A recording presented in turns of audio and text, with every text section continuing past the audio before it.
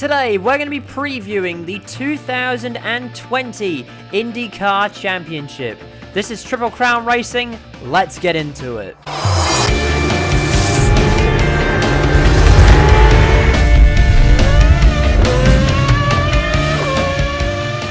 Hello everybody, and welcome along to the preview for the 2020 IndyCar Championship. Now, apologies for the lack of videos as of late. I have been backed up against the wall with schoolwork, and I've just been able to fit this preview for the IndyCar Championship in because, well, we are getting closer to the IndyCar Championship. I believe it is now 11 days away from the start, and we're going to be going through every confirmed car in this video. So we're going to be going through the entry list by team and looking at every single car that has been confirmed. First of all, we need to talk about a few changes that have happened in IndyCar this year. Now, there has only been one calendar change for this year, and that was, of course, the removal of Pocono from the calendar, and it means that Richmond is returning to the calendar for the first time since 2009. But other than that, the calendar remains pretty much the same. Start as 2019, starting at St. Petersburg, then of course going to Alabama, then Long Beach, then Circuit the Americas, then it's the Indy GP, then it's the Indianapolis 500, then it's the two races in Detroit, Texas 600, the race at Road America, then of course it's Richmond in place of Pocono this year, then it's the Honda Indy Toronto, the Iowa 300, the race at Mid-Ohio Sports Car Course, the race at Gateway, which is always a fan favorite, the Grand Prix of Portland, and it once again finishes the year at WeatherTech Raceway Laguna Seca. The calendar was not the only change to the series this year. Of course, Roger Penske has bought basically everything. He's bought both the series and he's bought the Indianapolis Motor Speedway as well, and I also believe he owns the Belle Isle track as well, so he owns pretty much the entire series now. But obviously that will not, it won't be used to help his cars in any way. It's just that he owns everything. So he's basically playing two separate roles. He's playing a role as the owner of the series, and he's playing a role as the car owner. Also, very notably, this is the first year for the Aeroscreen, which is IndyCar's answer to the Halo. It's been mixed, well, it's had a few mixed responses, but it should improve driver safety greatly. But regardless, that's going to be a major change to IndyCar this year. But I think they've got it figured out. I think IndyCar really know how this is going to go. So I think without further ado, we need to talk about some entries. Now, we'll be going down through the entry list. I'm getting this off Wikipedia, but the Wikipedia entry list is pretty accurate, and I've pretty much filled any blanks that are in there. So, of course, we're going to start with AJ Foyt. Now, Charlie Kimball is doing the entire season in the number 4 car, but it really gets interesting with the number 14 car in the AJ Foyt stable. So, Tony Kanaan, he announced that this was his last full-time season. Well, not full-time season. It's his last multi-race season in IndyCar. He's getting on a bit, but he's elected to do ovals only, including the Indy 500, and that means he'll of course be sharing his car with Sebastian Bourdais, who recently got the boot from Coyne Racing, but has recently taken up a full-time position at JDC Miller Motorsport in their car for the full IMSA season. So he'll be doing rounds 1, 2, and 3, as well as round 16, and he'll be sharing the car with Dalton Kellett, who will be doing rounds 4 and 5, 7 and 8, 10, 12, 14, and 17. Now, Tony Kanaan, it will be a shame to see him go, but I really do expect him to give it his all this year in his final year in IndyCar racing, and he's a very, very talented driver, apart from maybe when he took out most of the field at Texas Motor Speedway back in 2000. 2017, I believe it was. I've been watching IndyCar for a little while now. Sebastian Bourdais, if you've been watching IndyCar and you know IndyCar drivers, Sebastian Bourdais, he's definitely one of the greatest talents out there, and he definitely deserves that drive at AJ Foyt, and he'll certainly make the most of it. Dalton Kellett, he's a little bit unproven. His results in Indy Lights, they really haven't set the world on fire, but it looks like AJ Foyt are giving him a chance anyway. So Dalton Kellett, he's from Canada, and of course he's showing the number 14 car, but apparently there is also a third car that AJ Foyt are entering, and that third car is for Dalton Kellett, which he'll be racing at the Indianapolis 500. Do I really see AJ Foyt as contenders? Not massively. Like, I don't see them winning races all too often in the coming season, but you never know, anything can happen in racing, and maybe Dalton Kellett will impress me. There is a lot to talk about at Andretti Autosport, despite the fact that there hasn't really been too many changes to the driver lineup. So Zach Veach is in the 26, Alexander Rossi is in the 27, and Ryan Hunter-Reay is in the 28. Colton Herta, he is joining the proper Andretti Autosport stable with Andretti Harding Steinbrenner Autosport, which I believe that car is actually being run by the main team now, so he's really getting some good machinery now. And Marco Andretti, he's still on the team in the 98, so that's the Andretti Herta Autosport with Marco Andretti and Curb Aganian, which, well, is a bit of a long name, I think you'll agree. But there is a new addition to the Andretti Autosport stable. Now, most of you will know that upon becoming Arrow McLaren Schmidt Peterson, James Hinchcliffe got the boot, and I think that was, well, due to a few sponsorship issues and then just McLaren, well, being McLaren. But, well, I think we'll all be happy that he did land on his feet in some way. So James Hinchcliffe, he'll be racing in the number 29 car with Andretti Autosport at the Indy GP and at the Indianapolis 500, as well as the Texas 600 by the looks of things, which is really, really good to see. It's good that he's gotten a ride. He is also going to be on the NBC Sports broadcasting lineup for, well, as an analyst for IndyCar, Indy Lights, NASCAR, IMSA, and, well, that means he isn't lining up at the job center this year, which is very good to see.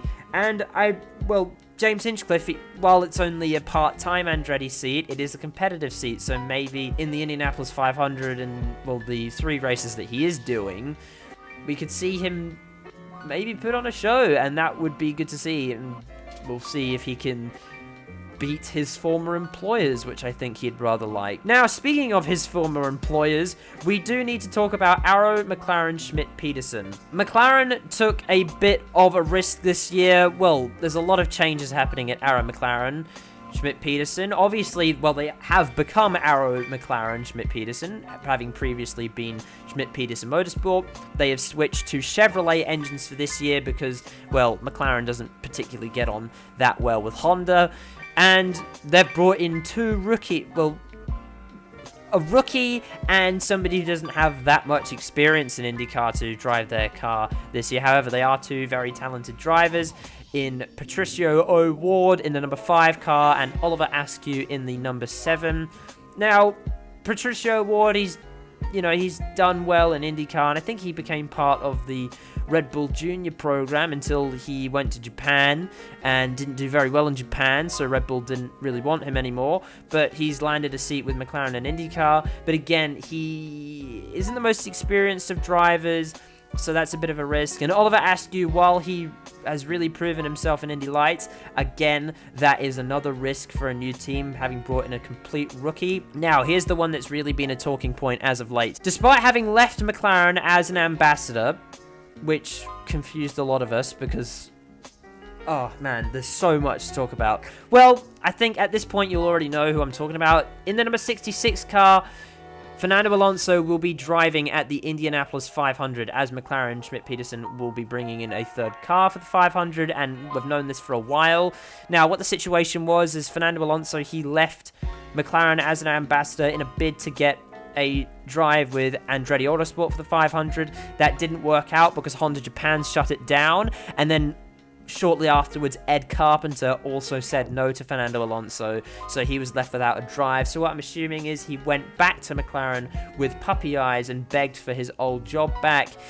And it looks like Zach Brown welcomes him with open arms. So the prodigal son is back for the Indianapolis 500, and that makes up McLaren's lineup for this year. Now, as I've said my opinion on the 5 and the 7 car, it's a bit of a risk bringing in drivers like Patricia Ward and Oliver Askew, who don't have a lot of experience in IndyCar, into a team that is going through a bit of a transitional year.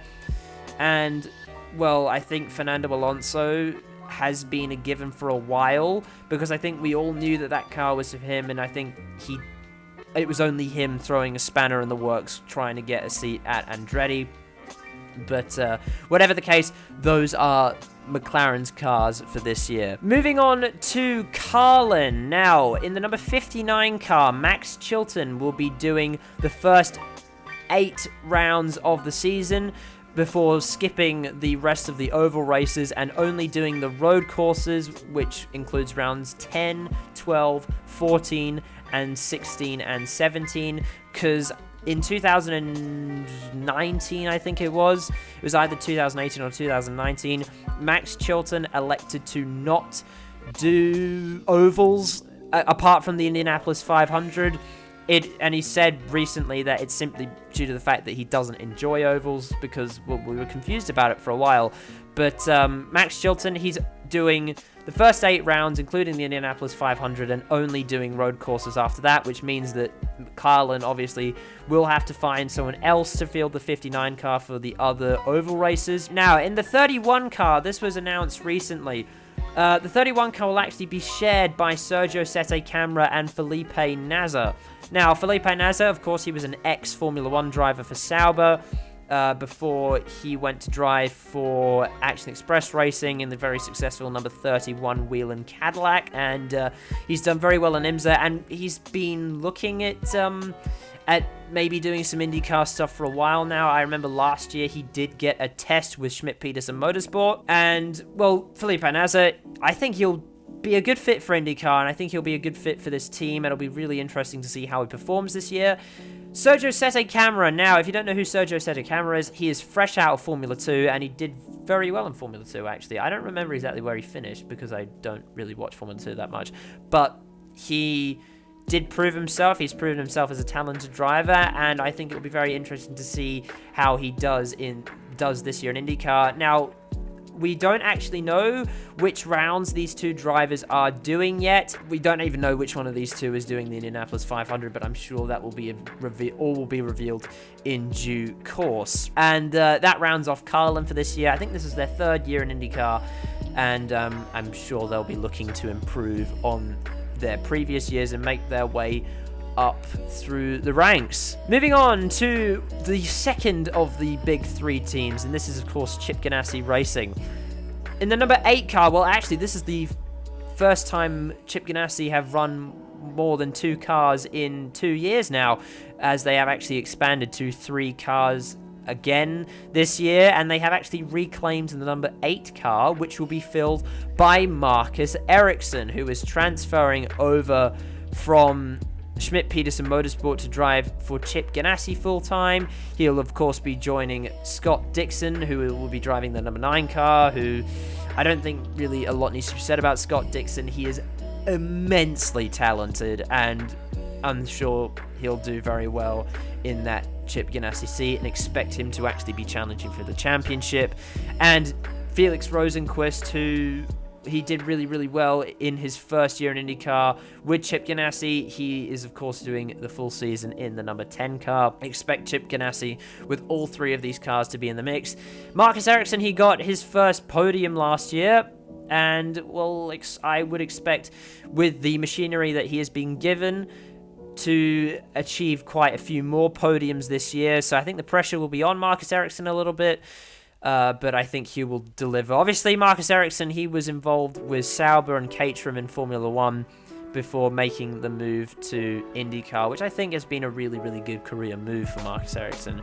And, well, now he's been given a chance to do well And I personally think he will do well. Moving on to Coyne Racing, who have had a bit of a difficult time as of late. Obviously, they had to let Sebastian Bourdais go due to sponsorship issues, so that left a car empty. However, they have found a replacement for him, obviously, with the number 55 Coyne Racing with Team Go car.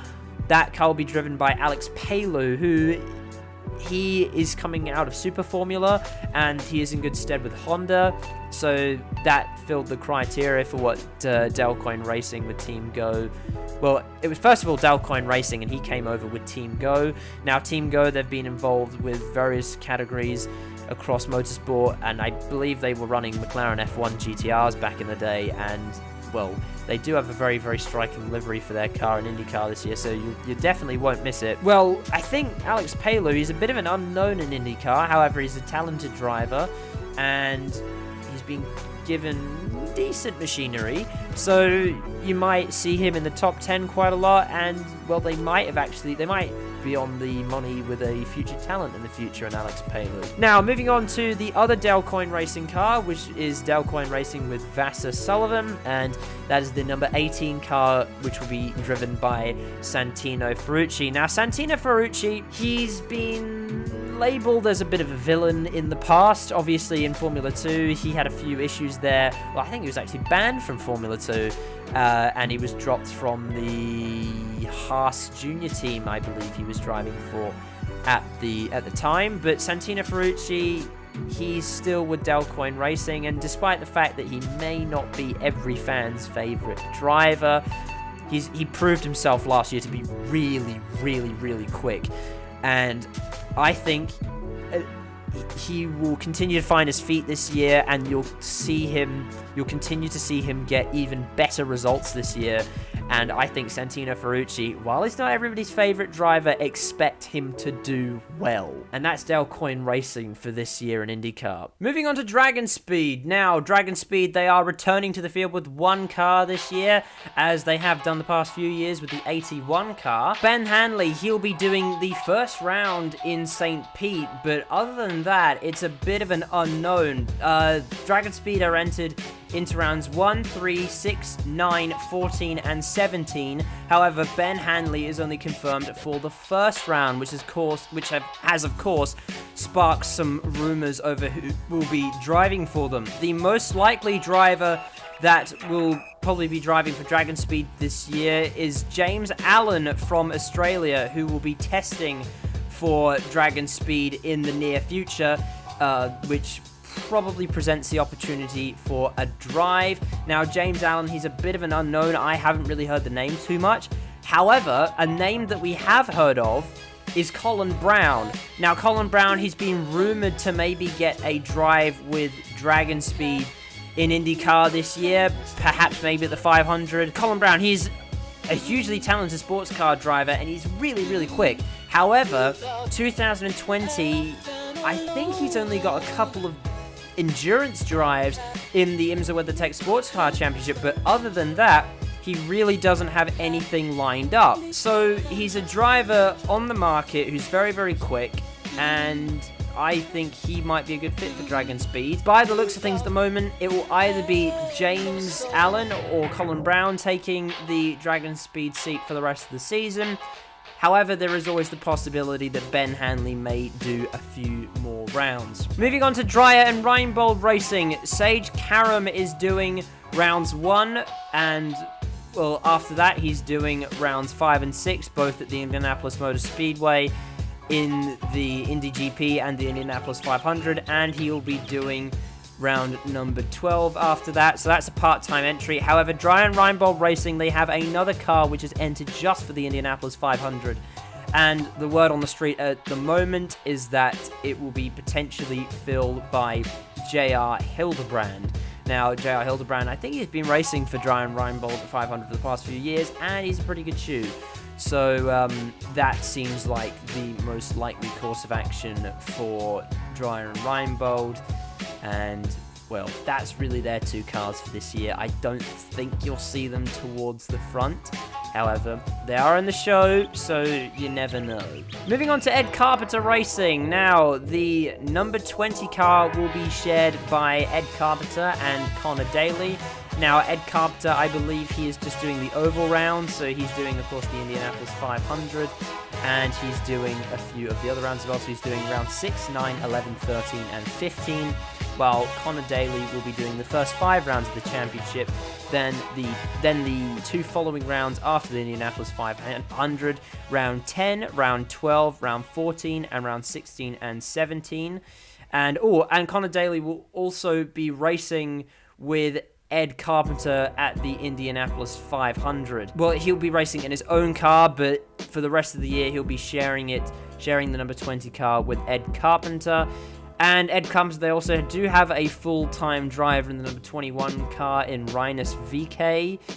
And he'll be doing all rounds of the championship. Now, it was interesting. Ed Carpenter did say no to Fernando Alonso, which was rather interesting. I think they'd already given Connor Daly a ride, and I think, well, they're pretty confident in their drivers, and I think they will be remaining with those drivers. Now, Rinus VK, this will actually be his first year in the main game, and last year he won. Well, he didn't win the Indy Lights Championship. He was the runner-up in the Indy Lights Championship with Juncos Racing. And he did win quite a few races as well. So Rinus VK, he is a talent, and he's getting a drive in the main game with a pretty decent team. So it'll be interesting to see how he does for the full season. Moving to Meyershank Racing. Now, Jack Harvey is returning to the number 60 car. And, well, for the first time ever, Meyershank are doing the full season, and this is clearly a team on the up. I believe they did actually pick up a podium at the Indianapolis Motor Speedway at the Indy GP last year, and I'd expect this team to go from strength to strength. They do seem like a very strong outfit, and if I remember correctly, they are in a technical partnership with Andretti Autosport for this year. If I remember correctly, I'm not entirely sure, but whatever the case, as I said, it is a team going from strength to strength. Jack Harvey has really proven his worth, and I think this will be another team that will be moving towards the front this year. Moving on to Rahal, Letterman, Lanigan. Now, Graham Rahal, not really any changes have happened at Rahal, Letterman, Lanigan. Rahal's doing the full season in the number 15 car, with Takuma Sato returning to the number 30 seat for another year. He is also doing the full season. And Spencer Piggott, he's entered with Rahal, Letterman, Lanigan with Citroen Bull Autosport, and he'll be driving car number 45 at the Indy GP and at the Indianapolis 500. So that's a good, strong lineup of drivers, all talented, and, well, expect them to be in the mix. But again, Ed Carpenter, they don't really challenge for the front too often, but you never know.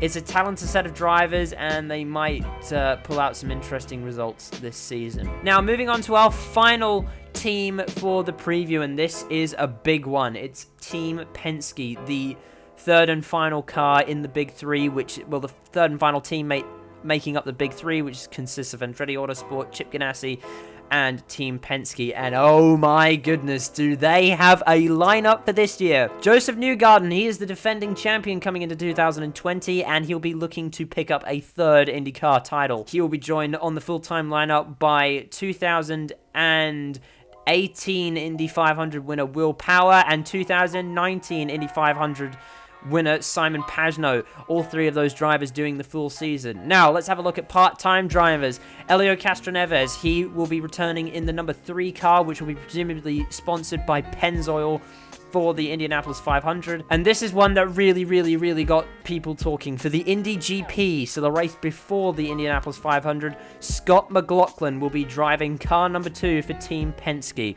Now, in case you don't know who Scott McLaughlin is, he's a fast Kiwi who races in the Virgin Australia Supercars Championship for DJR Team Penske. He's won the championship twice now, and coming into 2020, a third title seems almost imminent. And because he is part of the American outfit, he does get to drive some very interesting machinery from time to time. And it looks like the drive with Team Penske has been the latest offering for McLaughlin, and he's been doing well in the Penske, well, in his new Penske IndyCar for, well, in the test sessions, he's been right up there with top drivers like Alexander Rossi. McLaughlin has made it very clear that his ultimate goal is not Supercars success, as well as he has done in that series. His ultimate goal is actually NASCAR, and seems to be making moves to racing in America now, because obviously this Penske IndyCar drive at the Indy GP, that's his latest offering from Team Penske. And I think they're trialing him in an IndyCar to see maybe for the potential for a future Indianapolis 500 run. Now, while it isn't NASCAR, I feel that any experience in America and any oval racing experience in America in general is good exposure for a potential bid at NASCAR in the future. So maybe that's where that's come from, even though it isn't actually oval racing. Let's talk about the whole team as a whole, really. It's a talented set of drivers who have championships between them. They're serial overachievers, and expect expect Joseph Newgarden to be in the mix for the championship. Also expect Will Power and Simon Pagenaud to be right up there as well, in the championship and in the Indianapolis 500 as well. Helio Castroneves, he's in the twilight of his career, but that doesn't mean he won't perform.